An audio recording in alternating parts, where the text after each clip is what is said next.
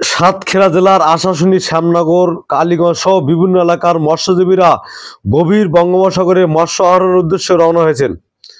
সকল মৎস্যজীবীরা সরকারি ও এনজিও প্রতিষ্ঠানের মাধ্যমে ঋণ নিয়ে কিন্তু এই সাগরে পাড়ি জমালেন। সেখানে দীর্ঘ 6 মাস মৎস্য আহরণ শেষে আবার নিজ গ্রামে ফিরে আসবেন।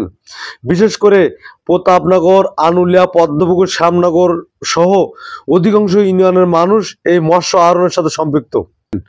মৎস্যজীবীরা কি আকুতি জানিয়েছেন আপনারা শুনুন। আমরা সাগরের বোট রওনা দেব সাগরের উদ্দেশ্যে। অনেক ঋণগ্রস্ততার ভিতর দিয়ে আমাদের সমিতি বা অন্যান্য ব্যাংকের ঋণ নিয়ে আমরা আমাদের এই সাগরে যেতে হয়। আমরা দাবি করব, অনেকের আমাদের ভিতরে জেলি কার্ড নেই, জেলি কার্ডের জন্য আমরা আবেদন জানাচ্ছি এবং যাতে মানুষ যাতে ভালোভাবে চলাফেরা করে ইনশাল্লাহ আসতে পারে এই সার্বিক কামনা।